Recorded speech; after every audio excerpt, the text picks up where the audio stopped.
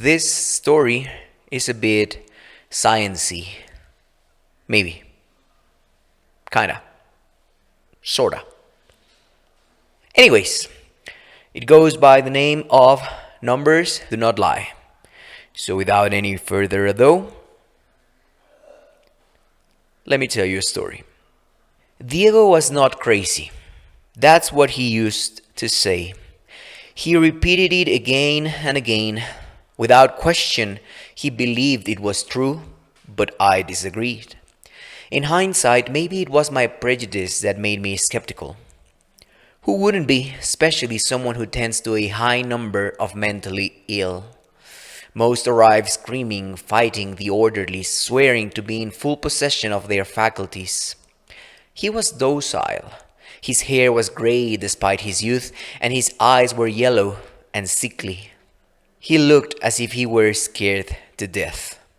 It wasn't hard to notice that he constantly glanced back, looking over his shoulder. He shivered so much that his teeth were worn out from chattering. He almost never lowered his hands. He had them always over his face, hiding behind them. Sometimes he covered his eyes and cried. He told me his story while he was under my care. I asked him to do so at least a dozen times, and in every one of them he said exactly the same thing. His madness had a method. The consistency with which he repeated it not only to me but to himself had given a great depth to his tale, to the point where he thought he really had lived what he recounted. He told me that all had started a couple of months before, on any given weekend. He woke up, had breakfast, and sat in front of the television. The programming bored him after a while, so he let idleness possess him. He toed and froed until, without knowing why, he took the old ruler that was stored in one of the drawers of his desk. The apartment, his apartment, had shrunk 3 centimeters. He stopped measuring it because he already had done it 3 times, and it lost another centimeter with each iteration. He didn't want it to shrink until it was so tiny that he could no longer enter it or exit it. He stopped to think. He couldn't remember why he had felt inclined to measure it in the first place. It used to happen to him.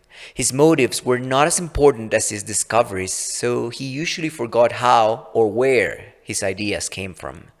His sensitivity was a sixth sense that let him know things most people didn't understand. That's why his main job was playing poker, because he had what he called a third eye, one that allowed him to see beyond what was obvious. A chill went down his spine. What if it wasn't the apartment? He perceived things in a different manner than the rest, but what if that had stopped being an advantage and had turned bad? It was common for the disabled under my care to take that route. They claimed to have already thought they had gone crazy and that they had dismissed it, as if that made them immune to a mental affliction. Maybe his trite disposition was what finished convincing me that I was dealing with someone sick, even when he didn't ask me to let him out of the hospital like the rest of my patients. Who knows? If he measured himself, would he shrink too? It was a test, and he reluctantly forced himself to take it. His left arm was 63 centimeters long. The other one had the same length. Diego put the ruler against his skin. It was cold, even when it was his third measurement, and the steel should have warmed up a little. The sensation was unpleasant. 63 centimeters. The fourth one gave him the same figure. Of course, even then he knew his measurements hadn't been 100% accurate. It had been hard to put the ruler on the same spot using only one hand, and his instrument was so short that just by sliding it, there were slight discrepancies between the results. However, none had been as big as when he measured the apartment. He thought about measuring another appendage, one that wasn't as long. He couldn't do it, even though he was alone in his apartment. Propriety comes out in the least convenient moments. It's incredible how shame is one of the most ingrained stigmas of our society, and how it's not necessary to have someone watching us to feel under the scrutiny of gossip. He checked the north wall again. It had shrunk another centimeter. Diego gulped and measured his arms one more time. 63 centimeters, approximately. He was not crazy. The apartment kept changing, getting smaller and smaller. He put the ruler away back in his desk's drawer and tried to forget about it. He had to calm down. His heart wasn't beating as fast as other times in which he had felt scared, but an ugly oppression had taken hold of his chest. In fact, he was gasping and sweating slightly. He turned his attention to the television. During the week, he spent his mornings investigating, his afternoons at the arcade of one of the popular children's restaurants of his neighborhood, and his nights at the casino. His lifestyle seemed curious, so I asked him to explain me what exactly was that he did for a living. He read the manuals of the arcade's machines about their functionality and programming. He watched internet videos to find patterns and legal tricks to achieve the highest scores. He maintained an active participation in online discussion boards where others like him shared strategies. He also caught up on sports news and betting lines. He arrived at the restaurant at 11:30, just as they were opening for business, and began playing. He knew all the possible bonuses and already had a selection of preferred machines. It was a matter of psychomotricity and good reflexes, but also of mathematics. He had every choice and every movement well studied, all geared towards maximizing reward. If he invested $150, on a good day, he could get up to 100,000 tickets that he could later trade for prizes. And with 100,000 tickets, those prizes had values of up to $400. Diego had sold dozens of home appliances, tablets, consoles, and more video games than he could remember. Portable music players, wristbands that monitored physical activity, video cameras, nothing was out of his reach when he fired up the coin ops. And after some calculation, he had discovered that he made approximately $50 an hour, even when he tipped handsomely and purposely lost sometimes, all to maintain a good relationship with the employees and management of the restaurants he frequented. When he was done with the children's games, he went after the grown-ups. The only difference, of course, was that they asked for his ID to let him into the casino. Truth be told, they didn't even do that anymore since he was well known in all poker tables. He had such sensitivity and mental sharpness that he fearlessly bet when he knew his opponents had nothing but a bluff up their sleeves. He didn't guess, he always knew. He could feel it, as if fortune whispered in his ear. He won a lot. Enough so that he didn't have to worry about finding another kind of job. Finally, to complement his income, Diego gambled. Football, tennis, hockey. He didn't discriminate. Most times he did it against the odds, and most times he scored. His third eye let him choose adequately. Statistics also helped him a lot at the time of selection, and his motto was that numbers never lied. He liked to play with them, and he respected them as much as he cherished them. Not only had they never let him down, they had given him great satisfaction. That's why his horror grew next weekend when he checked the north wall of his apartment. The first measurement provided the same result as last weekend's first one. The second time it measured 1 centimeter less. He cursed himself under his breath because he had sworn not to do it again and hadn't complied. He couldn't avoid that unhealthy curiosity, that strange obsession to keep measuring. He put the ruler in the drawer. He changed his mind. He stuffed it into a bag, tied 4 knots, and threw it in the garbage. It was better that way. If he didn't have the willpower to control himself, he'd get rid of any object that fostered his temptation. However, the damage was already done. Literally, he felt he was strapped between 4 walls and a ceiling and a floor. Everything was threateningly closing in on him. The door opened and closed unencumbered, so it was impossible that the wall it was on had shrunk. It jammed with only 1 less centimeter. He wouldn't take the ruler out of the garbage, but he knew he had a tape measure somewhere. He now measured them all Of course, the reduction continued. The walls showed discrepancies centimeter by centimeter because they all changed at the same time. They shrank anonymously in order to keep symmetry. When he stopped, the room had lost 4 more centimeters. How is that possible? The door still opened and closed without difficulty. He thought for a moment. He concluded that it changed too, and decided that he had lost his mind. He let another week go by. He traded some of his tickets for a plastic ruler at the arcade. It was purple and had some funny caricatures on it. The result was the same. The walls began with their normal real length and decreased with each measurement. Something was wrong, yet it wasn't the environment, but himself. His brain was playing sick jokes on him, that was all. Still, he needed to be sure before searching for professional help. Diego was a man of few friends. He called an electrician who had installed some lamps for him before. He asked him to measure the north wall of the apartment.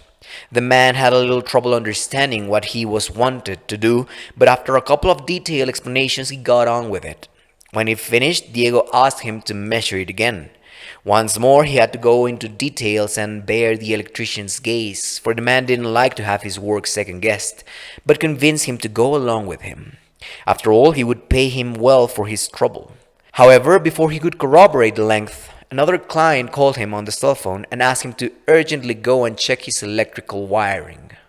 He could pay him double. The man didn't think it twice and left, assuring Diego that he would return as soon as possible. He never would. Even though he had a cordial relationship with his landlord, he couldn't ask for his help, and he avoided owing favors to his family as much as he could. His parents lived in a different state, and he didn't want them to think he was crazy either. He did the only thing he could in such a desperate situation. He hired an escort. I didn't believe such an incredible story the first 6 or 7 times he told it. A part of me still doesn't accept it. And the only constant throughout the time I studied his case was that his pathology was indeed amazing.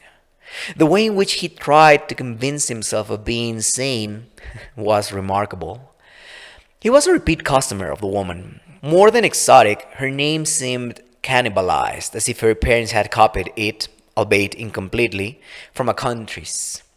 Frey's Montemayor was accustomed to uncommon requests, and even though Diego was not eccentric, he was the first one to hire her for something she could never have expected. Also, it was the first time she felt slight goosebumps run through her body when she learned what was expected of her. When I asked him how he knew what his companion had felt in that moment, he said he could notice it on her face and her voice. He reminded me how sensitive he was to his environment, how perceptive, and that few things escaped him. Frey's didn't know the reason, but only to think she had to measure the apartment gave her a bad feeling. She asked Diego if he wouldn't rather have her kiss him, caress him, cuddle with him, or do anything else. He told her they had time, that they could do that later. She was not convinced, much less when she saw the curious purple plastic ruler with which her client wanted her to work. In the end, despite losing easy money, Frey said she couldn't help him and left. What attracted him the most about her was that, like him, she had an acute sixth sense. What had been a valuable characteristic for a long time had become a roadblock now. And now, Diego had no way to corroborate his mental state, so he had no choice but to accept the inevitable. Again, he did the only thing he could. He asked around in some internet forums where he could find a good psychiatrist, a discreet one that didn't charge too much. I did not find that as wild as not being able to find someone to help him measure his apartment. Many people often prefer to confess their problems to strangers than to family and friends. After all, anonymity is a not at all worthless source of power. Before deciding to visit a specialist, Diego looked for information about his possible condition. As all of their kind, claustrophobia was an irrational, emphasis on that word, fear that through treatment could be completely cured. However, he was not fully convinced to have that particular pathology. He didn't show the classic symptoms, and the panic attacks didn't come in any reduced or crowded place but in his apartment. Only there. His was a different, more specific type of disorder. The psychiatrist he decided to see disesteemed his sentiment at once and focused on trying to cure his fears in a conventional way. He told him he had to face them in order to get over his anxieties. Diego complained that the man never really listened to what he said, and I guess I agree with him. Any professional, me included, would have been of the same logical opinion, which, in hindsight, doesn't speak especially well of our work as keepers and safeguards of health. And despite everything, I'm still skeptical. And even though I write and read this tale, I am not convinced of its veracity. The idea was simple. He had to keep measuring the apartment and convince himself of one thing. The length of the walls was constant and would never decrease for no apparent reason. The doctor warned him that if he refrained from doing so, if he avoided confronting and accepting reality, his phobia would only grow worse. Next weekend, Diego ended up taking his little purple ruler out. He got to work. The first measurement was the normal one, the correct one. The second one had lost a centimeter. Another one with the third, the fourth, fifth, sixth, all presented discrepancies, and no matter what wall he chose, or if he started closer to the floor or to the ceiling, they always shrank. The walls wanted to fall on him, to crush him, and his panic attack was the worst one yet. He thought a lot and convinced himself that he was crazy and that the psychiatrist had just humored him. That was the most likely case. He decided not to go back with him or seek the help of another shrink. He had lost all confidence in the whole guild after speaking to only one of us. Uneasy, he let another week pass, and he got rid of every last measuring instrument in the apartment this time. It didn't do him any good. He already was too conditioned. In fact, the weekdays passing was a torture. What had been subtle turned rapidly into a maelstrom of change. As if he were drunk and his blurred vision played tricks on him, it seemed as if the walls oscillated. They waved as if they were made of cloth just to make fun of his fear, to feast on his dread. Diego smiled each time he said that phrase, for he would tell me his theory after saying it. There was something in the walls, within the walls. It had become them. It was difficult to comprehend, and his anxiety grew whenever I asked him to explain it again. Diego said that the walls were alive, that something possessed them and changed them slowly and constantly, and that still the thing that inhabited them went unnoticed by most people, hidden in plain sight. His third eye allowed him to detect its existence, and in time he had discovered that he wasn't the only one. Many others knew that thing, even though they didn't do it consciously.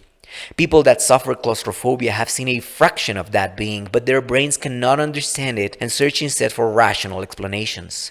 Trauma and emotional shock are some of the alleged causes that psychiatrists give to the disorder. But in reality, it is the thing that molds the walls which causes irrational fear on mankind. Diego asked me several questions. Have you ever felt nervous without knowing why? We all have. Our stomach churns, sometimes almost imperceptibly, and that's what that thing feeds off of. Our fear, slight as it may be, gives it strength, and it doesn't have to show us its whole presence to make itself felt. A small change in our environment is sufficient to generate the anxiety it needs from us. He told me that some mass hysteria cases had been caused by that invisible being, that being that he could perceive better than the rest of the people. He always stopped talking in that point of his rant. My incredulous face was easy to notice despite my best efforts to remain even-tempered. Although it was my duty to keep my opinions to myself, his story always managed to get a reaction out of me. At that time, all that I had left to do was to remind him how he had come to be under my care. Diego had bought half a dozen iron rods. The north and south walls had the same length, as did the east and west ones, to form the rectangular room of his apartment. He had gotten 3 and 3. The idea was to place them as bars and then measure. Since he had thrown all his instruments away, he had also bought a wooden and a plastic meter sticks. But that thing was intelligent, and the rods proved too big. He had ordered them with an exact length, and he in fact made sure they were by measuring them before trying to adjust them between the walls. He managed to place them only after turning and pushing them at an angle. He wondered if that would hinder the experiment. He pasted them as best as he could with copious amounts of duct tape and measured the north wall with the plastic meter stick. The first result was the expected one, the real one. The second one had a centimeter less. Frustrated, Diego kicked the wall. It hurt him more than he hurt it. He checked the ends of the rod. He couldn't be sure if it had moved. His work with the tape hadn't been the most neat or exact. That made his anger rise. It was hard, but he managed to stick his fingers between the rod and the wall. He pulled, but no matter how hard he did, he couldn't remove it. He yanked the duct tape. The rod was buried in the wall. It took him a couple of minutes to calm down. When he carefully analyzed it, he noticed there were no holes on it.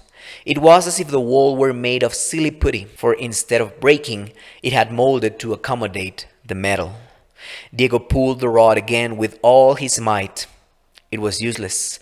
Now, the plaster had hardened so much that he could not let anything be taken away from it. No, not the plaster. It was the thing that possessed the wall, the thing that interspersed with it to remain hidden. Once again, the walls began to wave. They mocked his vain attempts to confront them. Even though he tried to cling to his sanity, Diego had reached a breaking point. He could take it no longer. He could at last use the baseball bat he had traded for a handful of tickets at the arcade, the one that had caught his eye for a reason he had never fully understood. Until then, the solid wood felt heavier than he remembered. Still, he wondered if he had chosen his weapon correctly. He didn't want it to break prematurely. He could leave no hiding place for the thing that lived behind the wall, even if he had to pulverize every centimeter of plaster and concrete and anything. He would bring down any structure that could host it. The first blow sounded dull and terrifying. It seemed augmented by the echo, but Diego had learned not to trust his first impression of things. He kept swinging. The bat seemed to hold its own. It had to. Yet, Diego would never know if it would have. The complaints arrived soon at the landlord's ears, and with the same speed, he arrived at the apartment to see what was going on. He pushed the door wide open with the vigor of a man trying to protect his property at all costs, and advanced towards Diego with a decided and somewhat reckless pace. The struggle didn't last long, and the hit wasn't really hard or accurate. The bat barely grazed the man's nose, but it was enough to throw him off balance. He fell on his back. The desk's corner was the lethal one, and it seemed more dangerous bathed in crimson. It took Diego a minute to realize what had happened. He dashed over the inert body full of fear and regret. And the walls laughed. The sound they produced with their movement was a whisper, but the feeling they expressed was unequivocal. A constant giggle flooded the apartment, and full of rage, Diego did the only thing he could. He kept pounding the plaster and concrete and anything that made up the disguise of that thing. That's how the police found him, mad, unleashing his morbid wrath against an inanimate object after having discharged it on the innocent landlord he had murdered. That word made Diego shudder. He couldn't help but cry when he remembered what he had done. An accident. That's how he described it, and I guess he really believed it. They brought him straight to me, to the dangerous patient's ward, while the date of his trial and later probable incarceration were formalized. What happened to him may have been for the best. I doubt a young man like him could have resisted in such a hostile environment as prison. It was his mind that released him in the end, his mind and his heart, which couldn't take so much pressure. That day, Diego was more restless than usual. He kicked and screamed and told me what he used to repeat. Numbers do not lie. Go and measure the walls of my apartment. Do it several times and you will know that I am telling the truth. Measure them. You don't even have to go that far away. That thing is everywhere. It must be here already. Measure the walls of this room you have me in. Numbers never lie. We had to sedate him. He must have woken up in the night, and he did so just to succumb. Infarction.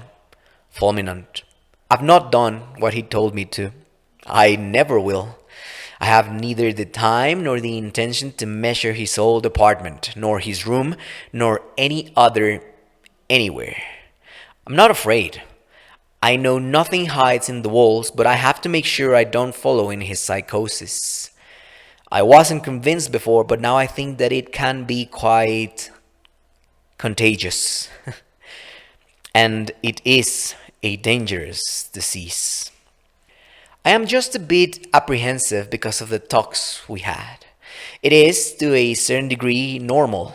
The slight anxiety in my stomach when I am alone in my office, especially when reading these, comes from the constant repetition of trying to cure his pathology. The walls do not move, nor do they decrease slowly but surely. It is my imagination. The goosebumps are nigh imperceptible, and the only thing I have to do is remind myself that I am sane. I have to reinforce that idea, that truth. Anyway, I also need to think of other things to focus on the next patient. A schizophrenic. Sounds edifying.